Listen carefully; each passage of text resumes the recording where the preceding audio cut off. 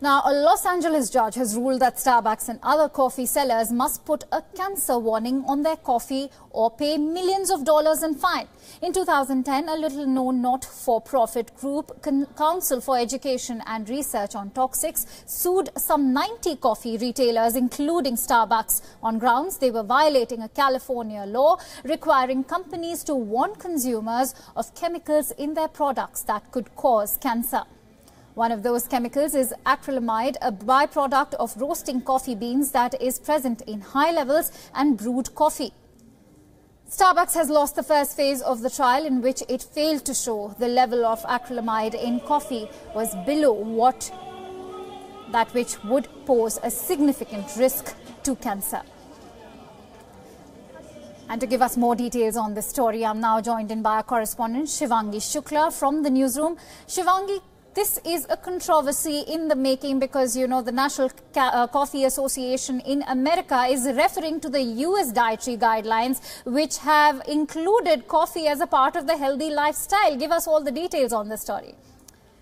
Yes, Akansha, there's absolutely no need to panic right now because the ruling which we just spoke about, the story which we are reporting right now, is only applicable to California. So a California court has given this ruling that all coffee sellers must put a sign on their coffee and on the stores that coffee causes cancer. But as we all know that we all love having coffee, there are a lot of coffee lovers around the world, and it's called a stress buster, and people say it has various health benefits. But the story changes a little bit in California. So the issue is that in 2010, an NGO called Council for Education and Research sued 90 coffee retailers in California. And why did they sue them? Because there is a law in California which clearly states that if any seller, any retailer sells anything which might cause cancer, there has to be a warning on that product or in that store. Like, for example, when we buy cigarettes, then there's clearly a warning on the cigarette. So similarly, this NGO wanted that coffee sellers should put a cancer warning in that coffee. So what is this connection between coffee and cancer suddenly, which just emerged from nowhere? No, that is the point is that there is a little substance called acrylamide. It's supposed to it gets generated when a coffee is being roasted. So whenever a coffee gets roasted, coffee beans get roasted, that's when this substance actually gets generated.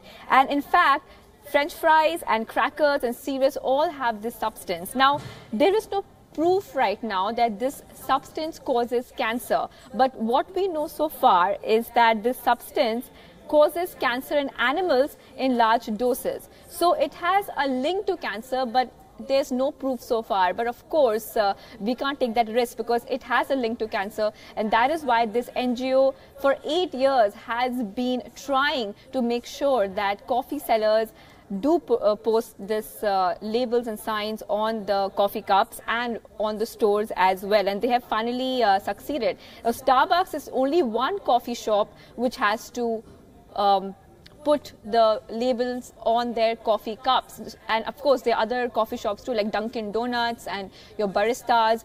Every coffee shop in California now has to put a cancer warning on the coffee cup, or they have to face millions of dollars in fines. Right. Shivangi, has Starbucks also issued any statement with regards to this? No, Akansha, Starbucks still hasn't recorded their response on this. They have not tweeted about it, they have not spoken about it, but all we know so far is that, of course, in court they tried to prove their innocence.